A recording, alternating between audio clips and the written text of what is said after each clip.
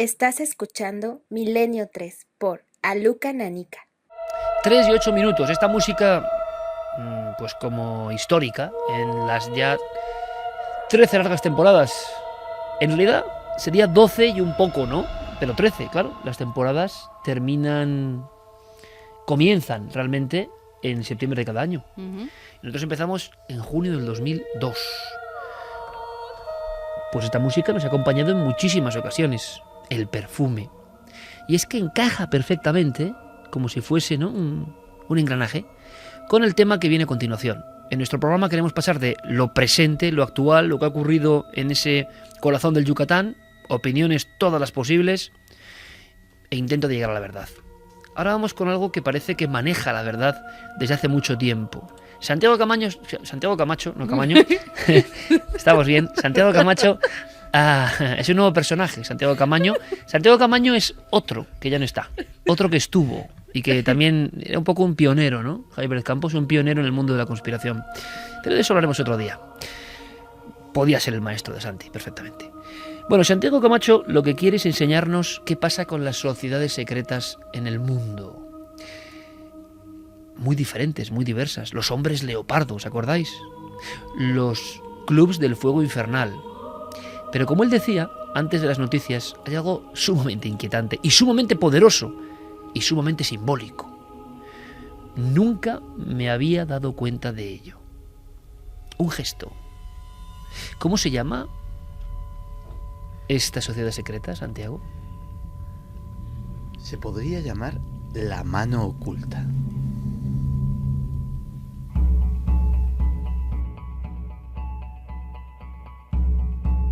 Hoy vamos a tratar un tema que a buen seguro fascinará a nuestro compañero Javier Sierra. En los minutos siguientes vamos a hablar de cuadros, pero no de unos cuadros cualquiera, sino concretamente de retratos. Retratos de personajes muy poderosos que comparten una simbología oculta que les hermanaría en el seno de una sociedad secreta. Cuando pensamos en Napoleón Bonaparte, la primera imagen tópica que se nos viene a la cabeza es la que nos han transmitido sus retratos. Siempre con la mano derecha oculta en la pechera de su casaca.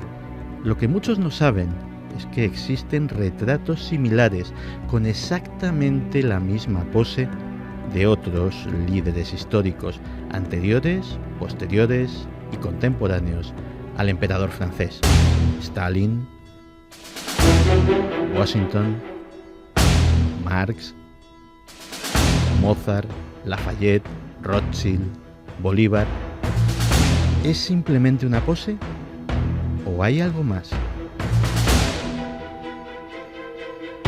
¿Es esta mano oculta el símbolo de alguna poderosa organización secreta?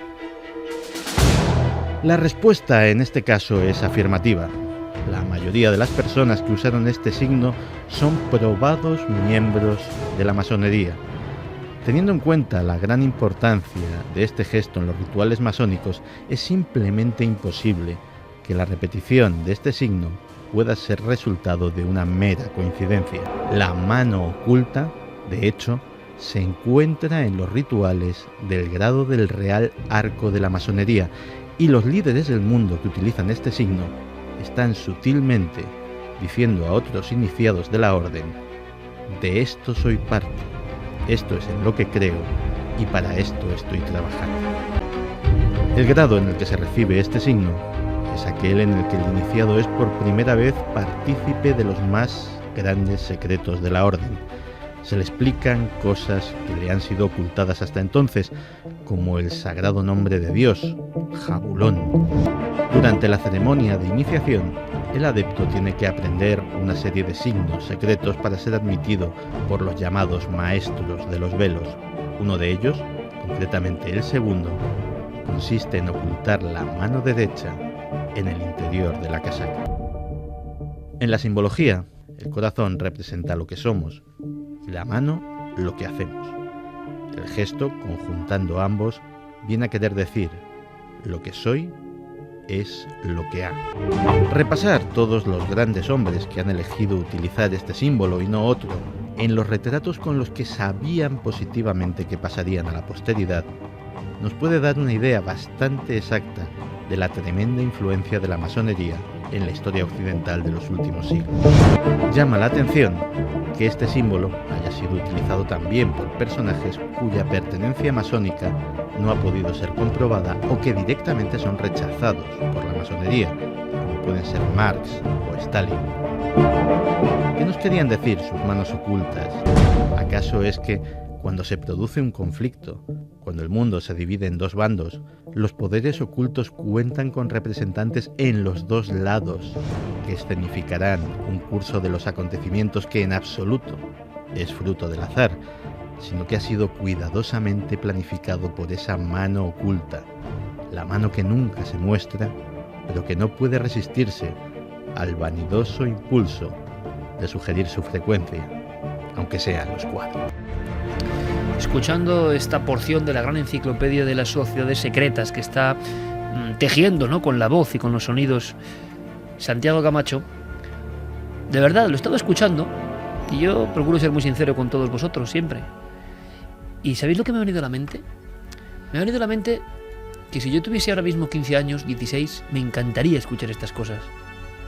Puede parecer una tontería, ¿no?, a estas horas, después de tantos años, ¿no? Y algunos dirán, jo, ya está este donde se autobombo. Pero escuchando tanto la edición de Fermín como lo que cuenta Santi y de dónde venimos, de la primera hora y media, no sé por qué he hecho un viaje. Quizá os ocurra, amigos oyentes, ¿no? He hecho un viaje y me he visto a mí mismo cuando empezaba a escuchar estos programas, ¿no? Y por supuesto hay programas mejores, peores, os gustan más, menos, y eso al final. Pero me he imaginado a mí mismo, no sé por qué, en la cama hace tantos y tantos años, escuchando con cascos. Y sé que si yo tuviese ahora 30 años menos, 25 años menos, estaría disfrutando en la noche de esto que nos cuenta Santiago Camacho. Y en fin, la sensación me gusta. Dicho esto, que no aporta nada, vayamos con Santiago Camacho. Hay quien puede decir, bueno, era una moda. Es decir, los más recalcitrantes ortodoxos imagino que dirán, no, es que para hacer retratos quizá era una moda pictórica o de pose. ¿Tú crees que no? Yo creo que no, porque efectivamente el signo dentro de lo que es el periplo de un masón, desde que se inicia en el primer grado hasta que llega al grado 33, es posiblemente el antes y el después, en el que eres, digámoslo así, un mero aprendiz y ya pasas directamente a formar parte del secreto. Por otro lado, y muchas veces pues puede parecer que son cosas pues de conspiranoicos, pero de vez en cuando pues en determinadas páginas web, en determinados libros, se menciona que tal o cual líder político o tal o cual líder de opinión actual ha dejado entrever en una fotografía, en una intervención pública, en un acto, algún tipo de gesto, algún tipo de señal iniciática que solo sería captada por los que saben su significado. Y la verdad es que no es algo tan extraño. Pensemos que, aunque solo sea, digámoslo así, para la moral de las tropas, cuando se forma una sociedad secreta que muchas veces muchos de sus miembros ni conocen la identidad del resto, ni los planes globales de la organización, simplemente sirven a un ideal abstracto, obedecen órdenes y tienen un acceso a la información bastante limitado. Saber que tal o cual presidente, que tal o cual gran orador, que tal o cual personaje súper influyente de la moda, del cine, es uno de los nuestros, quizás que no, levanta la moral y dice, bueno, efectivamente, aquí estamos, yo soy uno de ellos también están con nosotros y estamos poco a poco acaparando ese poder que pretendemos. Con lo cual no te creas que es un delirio. Y desde luego, la única forma que había para transmitir ese mensaje en la época de la que estamos hablando eran los retratos oficiales. Curiosamente, llama la atención que Joseph Stalin, que desde luego es un personaje bastante poco querido oficialmente por la masonería, por ejemplo, una gran mayoría de las fotografías que se las hace con esa pose napoleónica, pero Carlos Marx también, y Simón Bolívar, que sí se sabe que era masón, por ejemplo. Es decir, la profusión, los acontecimientos históricos relacionados con los personajes, etcétera, etcétera, sí que llaman a la sospecha de que se trate de algo completamente premeditado. Ha caído, ¿verdad?, el asunto de la popularidad, digamos, de los libros sobre masonería. A raíz del Código da Vinci tuvieron un reflujo, digamos. A mí me resultan tan crípticos, en ocasiones, tan crípticos, que no acabo de entrar igual. Es como pasa con los libros, ¿no?, que vuelves sobre ellos años después y los lees de otra forma. Pero parece que ha bajado un poco, ¿no? No se habla tanto de masones en el poder. Yo tengo en mi biblioteca una pequeña joya muy interesante, quizá no conozcáis la historia, o sí, pues seguro que la he contado más de una vez, pero el libro de Joachim Bohr, Masonería, Joachim Bohr, que me contaba mi buen amigo Rada, periodista del caso, que lo mandó el hombre a la imprenta y se lo estaban tachando textual, por rojo, ¿no? Porque esto era muy rojo y esto era terrible. Y resulta que vuelve una carta y dice: Joachim Bohr es Francisco Franco.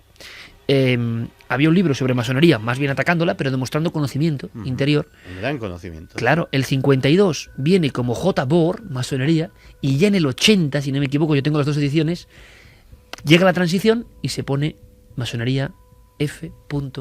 Franco.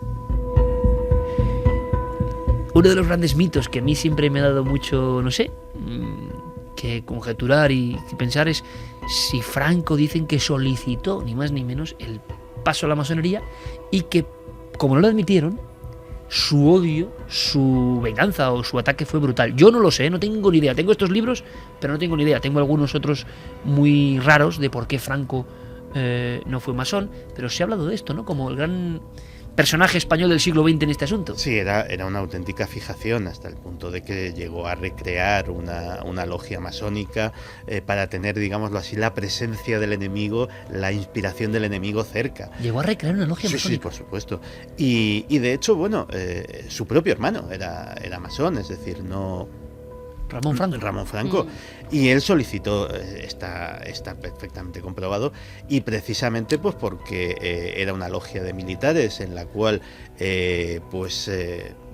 estas cosas a veces pasan. Directamente Francisco Franco no caía bien a sus compañeros, no les gustaba su estilo de mando, no les gustaba determinadas cosas y no le aceptaron, y parece ser que efectivamente eso le marcó. Eso ha llevado a que la masonería en nuestro país en concreto esté tremendamente mitificada.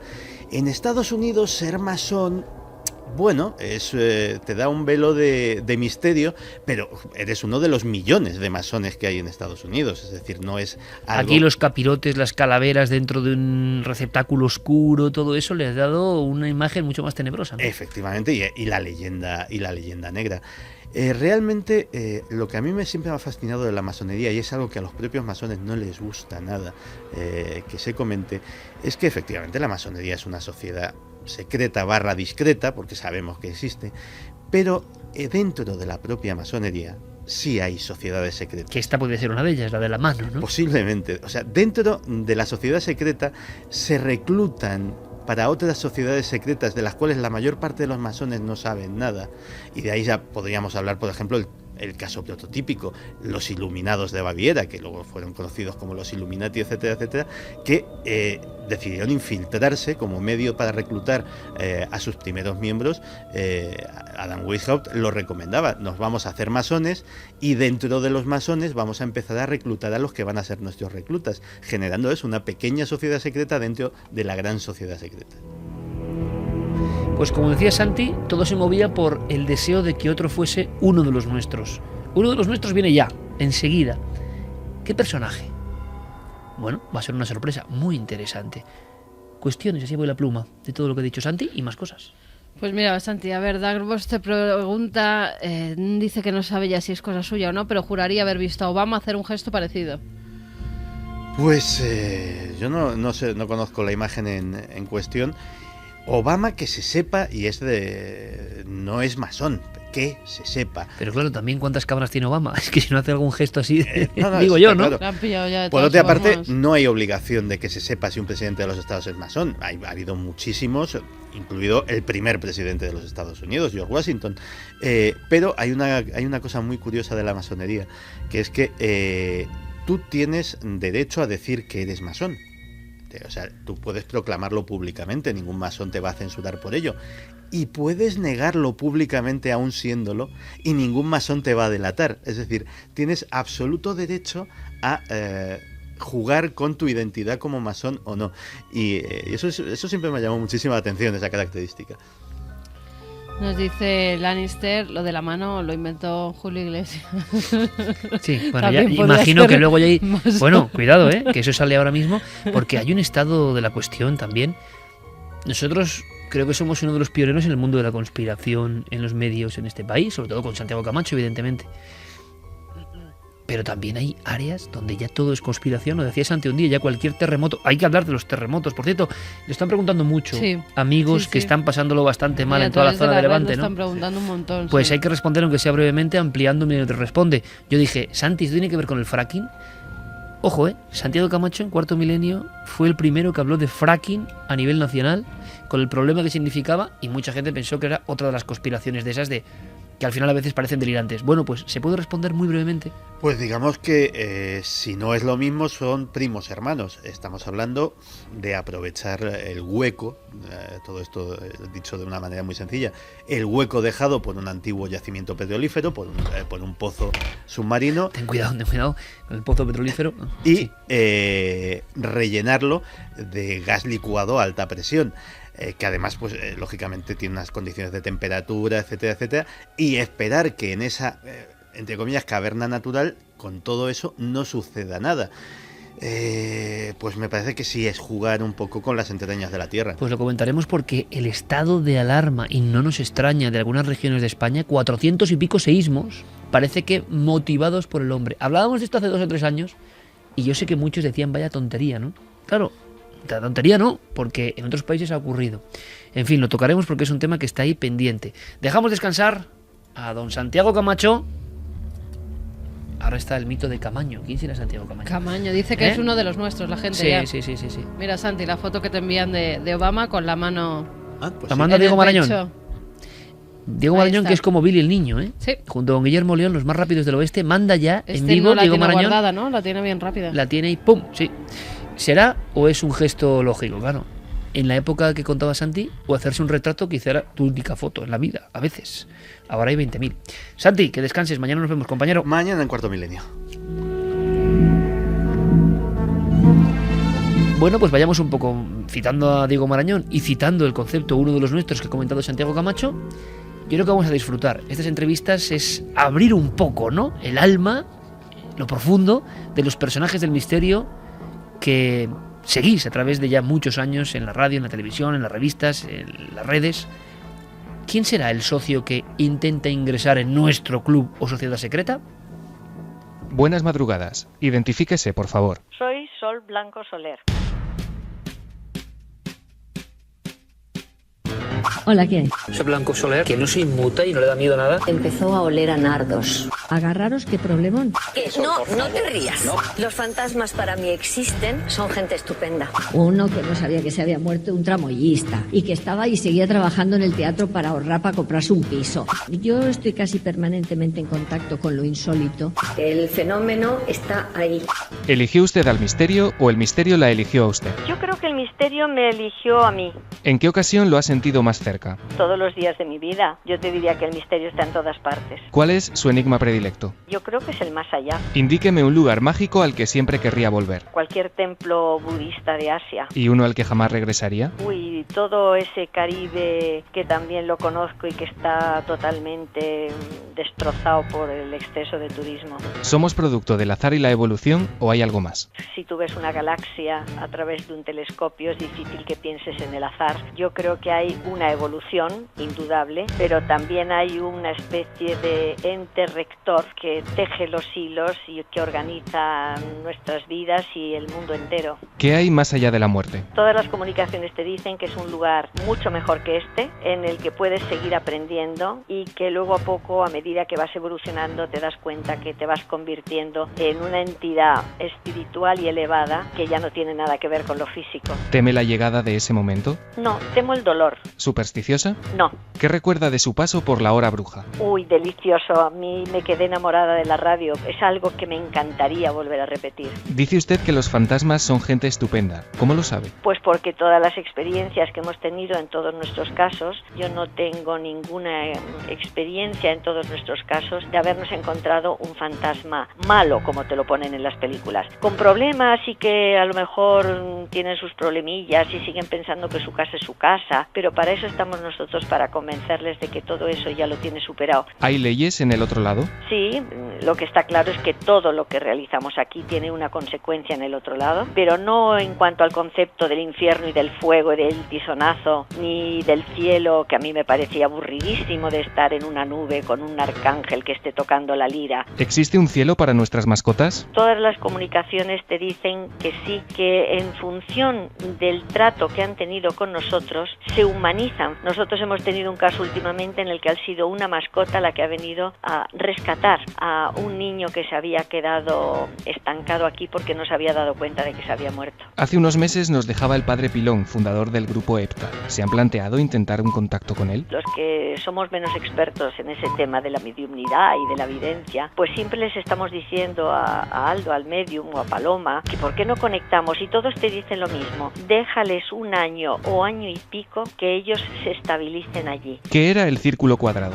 Era una cosa muy divertida que inventó el padre Pilón y que tenía lugar una vez al mes. Era una cena en la barraca y que ahí nos reuníamos todas aquellas personas que formábamos aquel grupo curioso y variopinto, y siempre el padre Pilón invitaba cada viernes a una persona especializada para que en la sobremesa nos diera una charla y aprender con él. Tiene como yerno a Eric Fratini. La cena de Navidad tiene que ser curiosa. Pues mira, muy curiosa, porque ya sabes que él mismo se declara agnóstico y sin embargo en mi casa digamos que somos creyentes, pero yo te digo que yo he viajado con él y me acuerdo la anécdota de una ermita ortodoxa en Grecia, en Chipre, perdón, y bueno, pues mi hija y yo entramos y sabes que allí la costumbre es nada más entrar, poner una vela, ¿no?, en un pebetero que hay a la entrada. Mi hija y yo pues pusimos la vela blanca y le veo muy decidido a Eric poniendo una vela blanca también. Claro, mi pregunta fue inmediata: ¿qué haces tú poniendo una vela blanca? Dice: porque veo a Silvia y a ti poner la vela blanca y yo la pongo por si acaso. ¿En qué cree Sol Blanco Soler? Creo en las personas, en que el ser humano es un producto maravilloso. Creo en una entidad rectora a la que puedes acudir y creo también en que nuestros seres queridos están allí y que nos protegen, nos ayudan y nos escuchan. ¿Cuál ha sido el fregado más grande en el que se ha metido? Pues te puedo decir que el baúl del monje, que fue un poltergeist vivo, fue, bueno, inolvidable. Si piensa en su infancia, la imagen que aparece en su memoria es... Los viajes con mis padres, cuando cobijada en los brazos de mi padre en una tumbona de un ático de Ayala, me presentó a todas las estrellas. Le encantaría haber conocido a... Mira, primero a un abuelo mío, que era un ser, creo, excepcional y que siempre se me ha dicho en la familia que se hubiera llevado muy bien conmigo. ¿A qué tiene miedo? Pues creo que al dolor, a las desdichas de mis hijos o de mi marido. Un libro y una película. Un libro, La historia de San Michel, de Axel Munthe, y una película, te diría que El sexto sentido. Un pintor y un músico. Pintor, cualquier impresionista. Monet. Música, Mozart. Acabemos con un vicio confesable. Pues que no he conseguido quitarme el fumar, y aunque fumo poco, pues siempre tengo esa asignatura pendiente por terminar de quitármelo. Gracias por su colaboración. La identificación ha sido completada con éxito. Desde este momento puede considerarse de forma oficial y por méritos propios una de los nuestros. Ahí tenemos, ese es el sello, ¿no? Certificado de origen, uno de los nuestros. Diego Marañón, buenas noches otra vez. Hola Iker, ¿qué tal? Y no sé, que cada personaje emite, ¿no?, unas sensaciones, unas energías. Y yo escuchaba, y te felicito por las preguntas, qué humana es Sol Blanco Soler. Estoy seguro que a muchas personas les gustará más, menos, estará de acuerdo, lo considerarán imposible. A mí hay dos cosas, y quiero que debatamos aunque sea mínimamente, porque hay personajes que merece la pena este apunte, ¿no? Sería un poco el test de Diego, y luego hay una nota al margen del equipo, porque todos hemos conocido a estas personas. Y resulta que Sol tiene dos cosas que a mí me asombran. La naturalidad con la que cuenta las cosas, pero una naturalidad que luego es que te lo vas creyendo. A ti Sol te cuenta una cosa, por estrambótica que parezca, y que te la acabas creyendo prácticamente.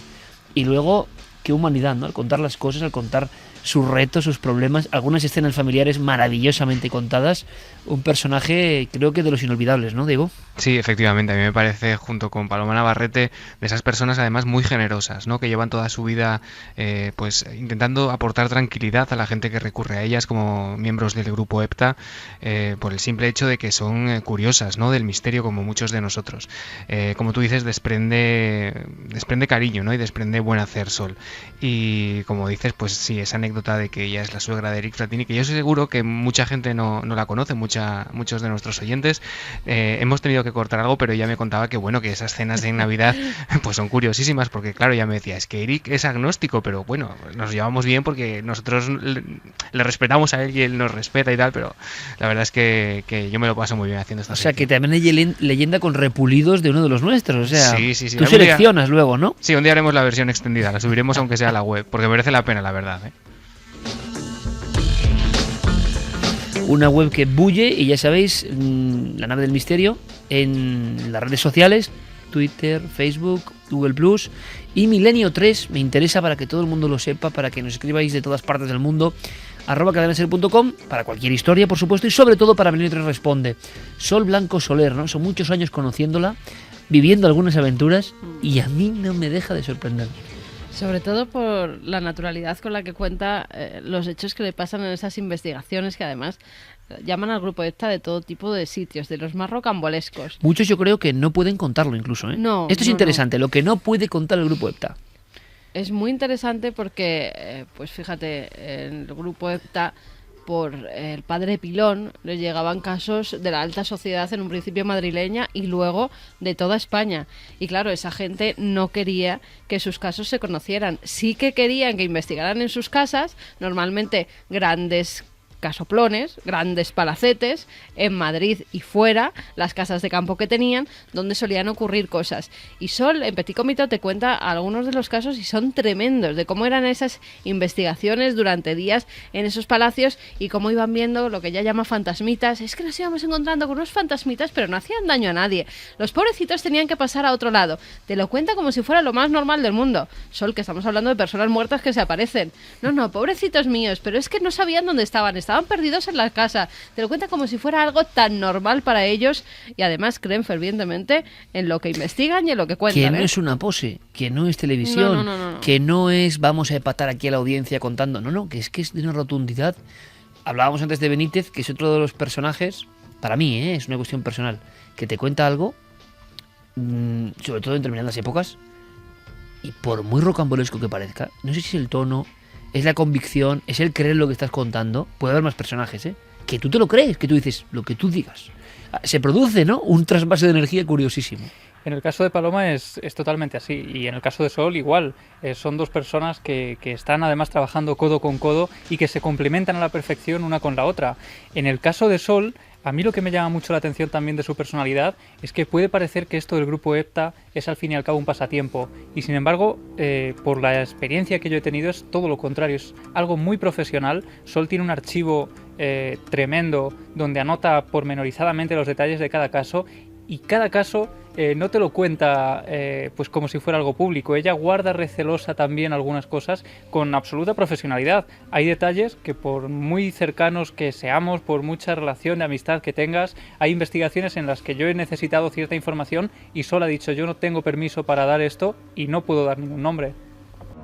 Bueno, son las pequeñas historias de la gran historia del misterio que está desgranando semana a semana Diego Marañón. ¿Quién será el siguiente? Yo siempre lo digo, por favor, pedidnos personajes. ¿Surgen de nuevo nombres, Carmen? Siempre surgen nombres, siempre revolotean nombres. Siempre están. Vuelve a surgir Anaís Pascual. Anaís Pascual, que es la foto fija de Cuarto Milenio. Exactamente. Pero hombre, no es tan, digamos, no es tan célebre como para hacerlo. Que es la que hace la foto fija, no, la pobre no es una foto, ¿no? Sí, claro. Y además está haciendo una labor maravillosa con los vídeos de Cuarto Milenio, y es un miembro del equipo que se lo está currando de verdad. Pero hombre, yo imagino que el eco, ¿no?, de los grandes nombres, entre comillas, hay algunos que siempre están ahí presentes, ¿no? Sí, Cabrera, por ejemplo. Cabrera vuelve a surgir, que quieren que esté. Loeches también ha salido. Manuel Martín Loeches. Nieves. Interesante Nieves, ¿eh? ¿Será uno de los nuestros o no será uno de los nuestros? Interesante Nieves. Ahí está el reto. La ciencia, que tampoco cree en el misterio, ¿será ahí uno de los está el reto. nuestros? Ahí está el reto. Veremos. Si no lo es, lo tienes que decir, ¿eh? No, Sí, es sí. verdad, es verdad. Desechado. Y ponemos un portazo. No es uno de los nuestros. Diego, un Dime. abrazo muy grande, compañero. Otro para ti, buenas noches. Vallgorgina. Vallgorgina es un lugar especial, un lugar telúrico, un lugar donde, después de esta historia muy desconocida que nos trae Javier Pérez Campos, y que apareció como casi siempre, no en un recorte, permíteme, y yo sé que me salta un poco el protocolo, Javi, yo sé muy bien, sin dar datos, que tú hace muy poco has hablado con una testigo de un suceso extrañísimo, año 75, en Andalucía.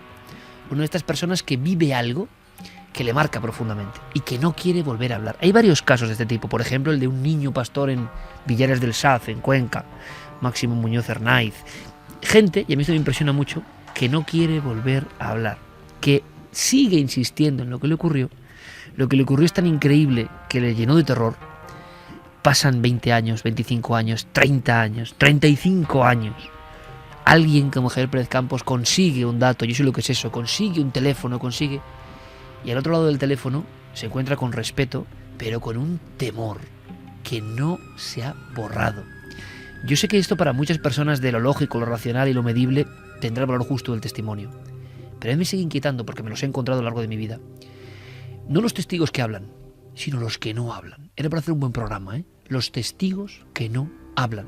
Que les pasó algo, se supo de esa historia y luego se han cerrado como se cierra un ermitaño, un caracol sobre su caparazón, pero con el miedo. Pues bien, Vallgorgina tiene uno de estos casos rarísimos, el de Xavier C., un hombre que al parecer es raptado por unos misteriosos seres, una especie de criaturas extrañas. Dentro de la cueva, luego le hacen una fotografía y lo que sale es una criatura o un brazo, una cara. Todo el mundo pensó en un fraude, evidentemente. Al final el caso, como tantos otros, acabó desperdigándose por el viento del tiempo y nadie supo nada. Ni siquiera del pobre o del afortunado Xavier C. Para él fue una experiencia terrorífica. Unos seres misteriosos de aspecto no humano lo metieron dentro de una caverna. Es curioso, porque en el mismo lugar, en Vallgorgina, ya se había hablado de criaturas. Y a veces es un pequeño recorte. De este recorte, nuestro compañero Javier Pérez Campos desdobla una gran historia, o una pequeña historia. Una historia de madrugada, una historia de miedo, una historia de días de pánico vividos exactamente en ese lugar marcado. Vallgorgina. El hombre lobo de Vallgorgina. Lugar, urbanización Canadá Park, Vallgorgina.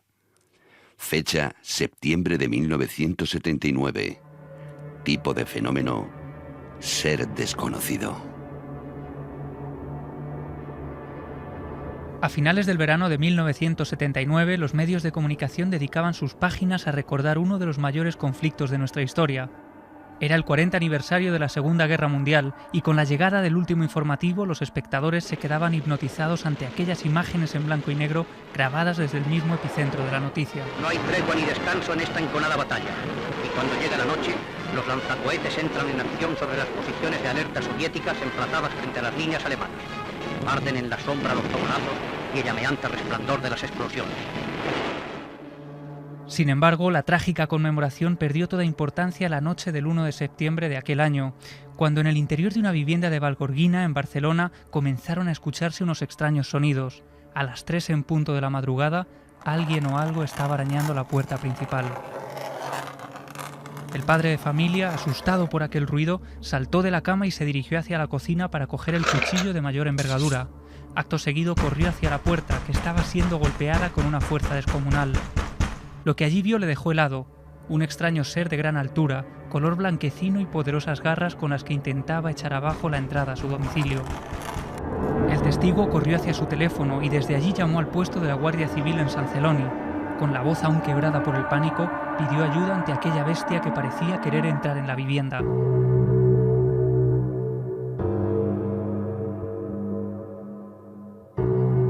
Cuando los miembros de la Benemérita se personaron allí, ya no quedaba ni rastro de la terrible figura que había despertado a la familia, pero su peregrinaje nocturno por el barrio solo acababa de comenzar.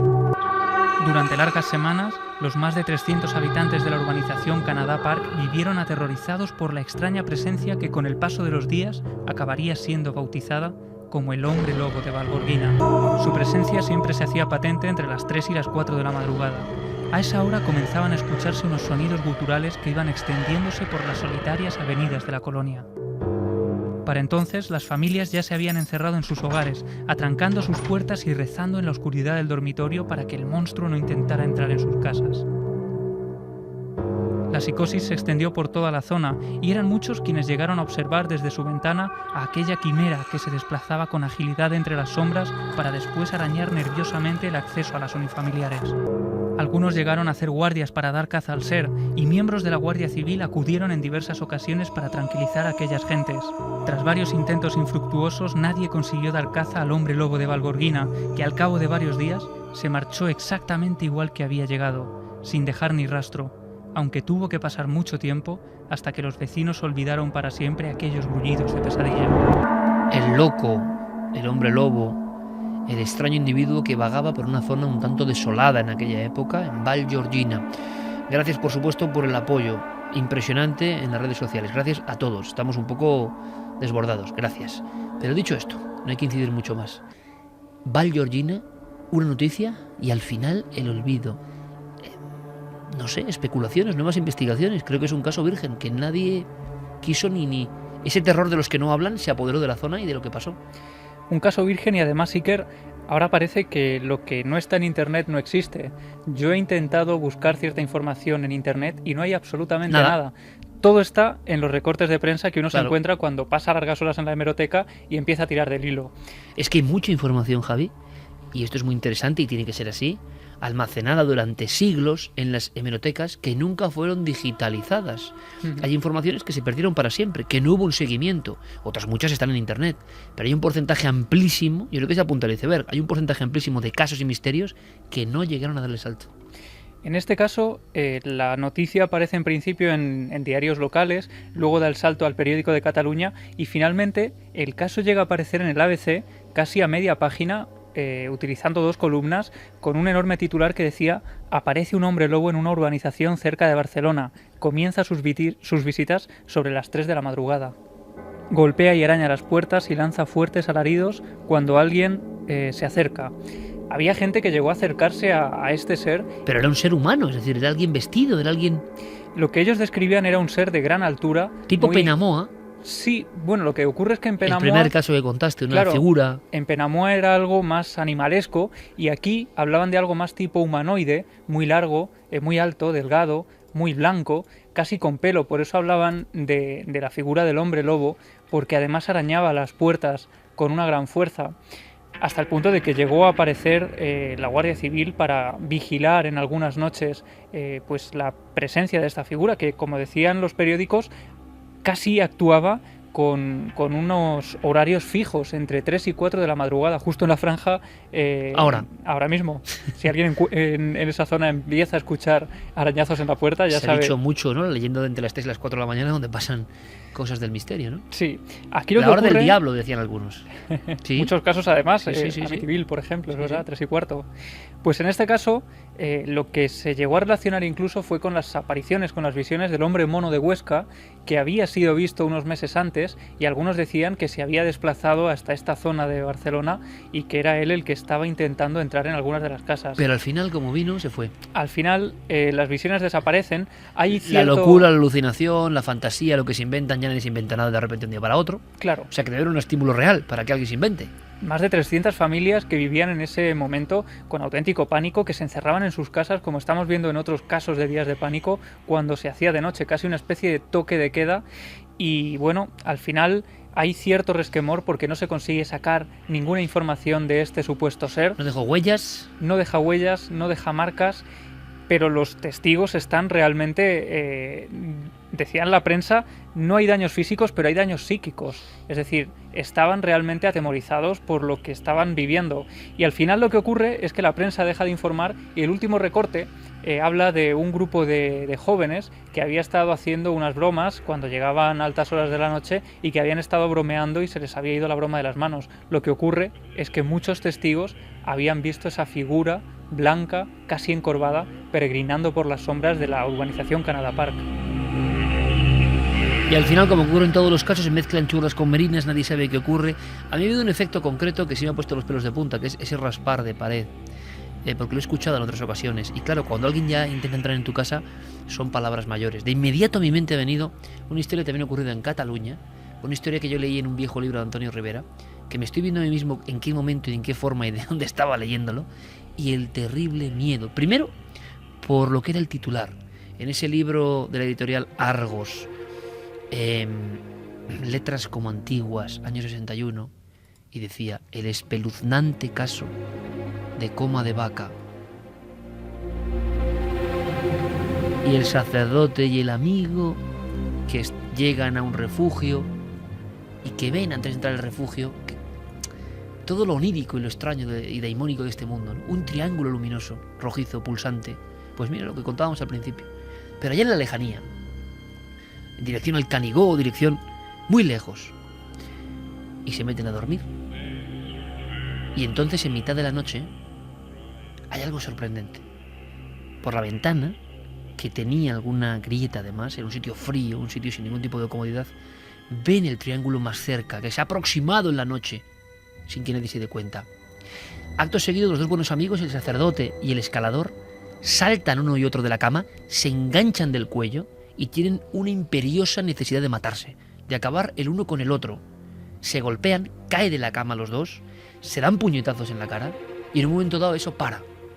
Miran, el triángulo ya no está. Ellos llegan a pensar que algo está jugando con sus mentes, pero intentan dormirse, que es difícil, les da miedo salir del cobertizo, y la puerta estaba atrancada con una sola piedra grande. Y cuenta el principal testigo de esta historia en este libro de Antonio Rivera, lo cuentan los dos, que en cierto momento escuchan, y es un piso cuadrado, pasitos por encima del techo, pasos de un niño que está recorriendo el techo una y otra vez, como si hiciese una imaginaria, como si hiciese un tipo de rito. Les da mucho miedo, los dos están haciéndose el dormido, luego lo confiesan mutuamente, no se atreven a separarse la sábana de las manos. Y de pronto vuelve ese fulgor, esa luz que se refleja rojiza por entre las ventanas. Y lo que describen es alguien que intenta empujar la piedra. Cualquier adulto hubiese empujado esa piedra sin problema. Pero el niño, la figura, lo que sea que estaba rondándoles a varios grados bajo cero, no podía con ella. Se salió del sacerdocio, convencido de que de alguna forma había visto una visión propia del infierno. El principal protagonista, él describe, él cree ver con el resplandor que entra de fuera como una figura parecida a un niño, la sombra de un niño se aleja. Y después, como si hubiese sido un gran sueño, todo se acaba.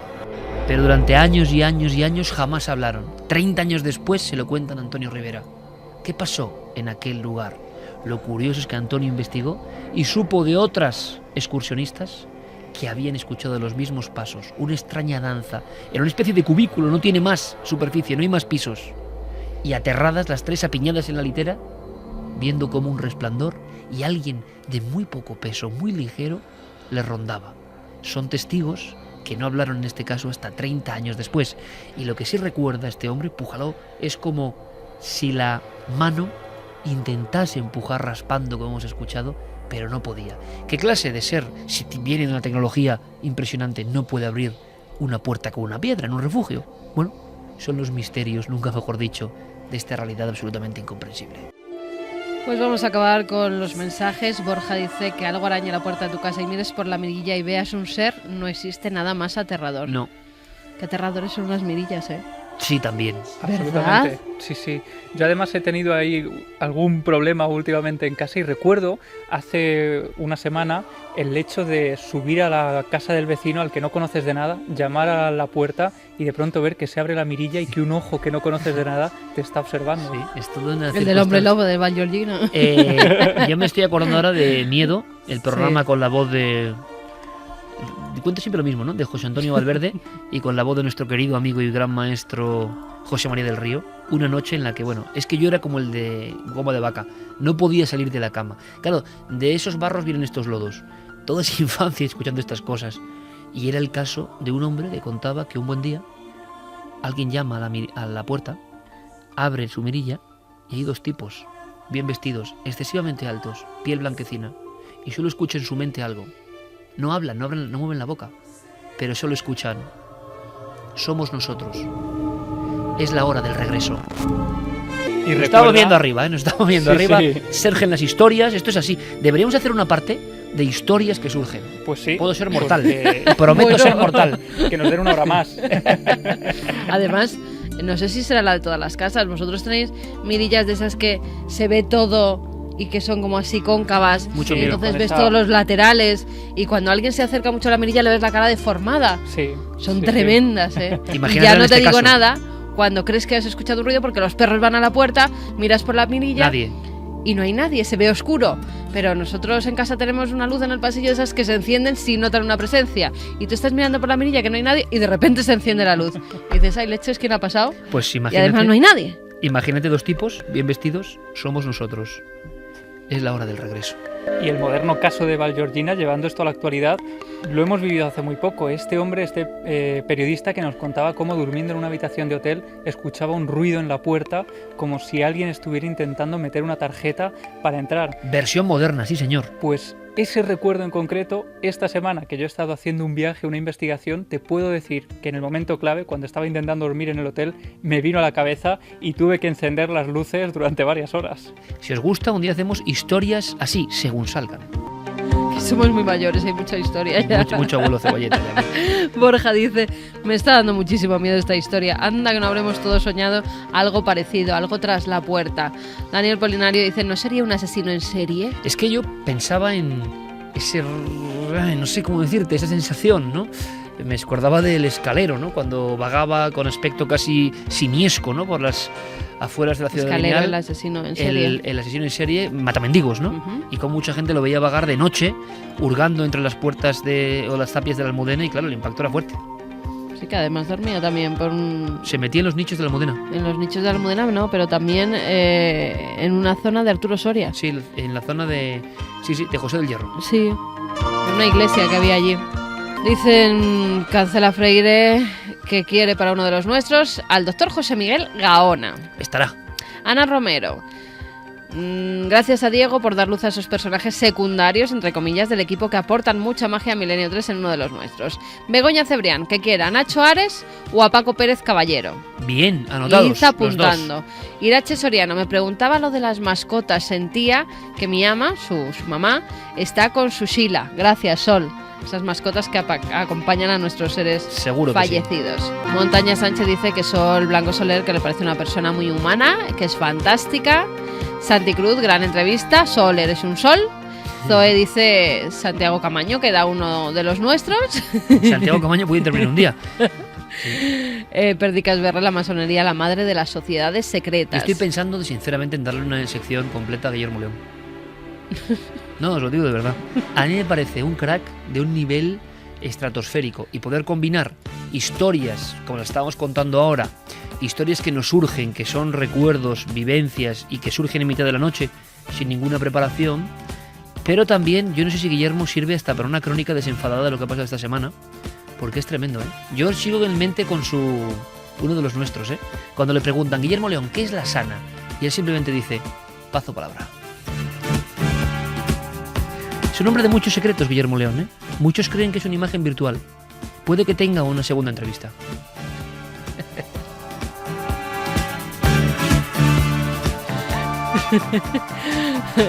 Vamos a acabar. Antonio Rubio dice, todos esos grandes personajes históricos mencionados por Santiago Camacho son masones, cosas que no sabía. También nos remiten a un vídeo que hay al parecer de presidentes que han sido masones. Algunos que también se conocían hay... y sacan fotografía la que decían de Obama. Sacan esa fotografía en el vídeo. Yo creo que un día hay que hablar de los excesos de la conspiración también, que ojo, siempre nos sorprende, la realidad siempre nos sorprende, pero está llegando a unos límites la información por internet también. ¿Por qué no habláis del tema de...? Pero temas que son de verdad, os lo aseguro, si tenéis cierta fe en nosotros, absolutas mentiras, montajes, delirios directamente, y que están en un totum revolutum, y las personas creen que ya no hay que hablar de ovnis o de tal, sino directamente de los reptilianos que descienden de no sé dónde, que tienen... Hombre, todo con sus límites, ¿no? En el sentido de que nunca alcanzaremos la verdad si nos vamos a un extremo tan tremebundo como el que yo estoy detectando, que a mucha gente me parece bien porque son historias fascinantes, ¿no? Y algunas pueden tener algo de verdad, pero el nivel de delirio también de lo que se cree ahora mismo en la red para estos temas empieza a ser peligroso. En fin, nosotros levantamos el campamento. Geray Martínez, por supuesto, como siempre, fantástico en nuestro sonido. Fermín Agustí y Javier Pérez Campos con un maravilloso trabajo. Gracias, compañeros, a los dos. Gracias, Iker. Y nosotros mañana preparamos la nave televisiva. Mañana estaremos en Cuarto Milenio. Con un sinfín de historias. Sí, hay muchas además muy impactantes. Os van a gustar, yo creo. ¡Feliz semana, amigos!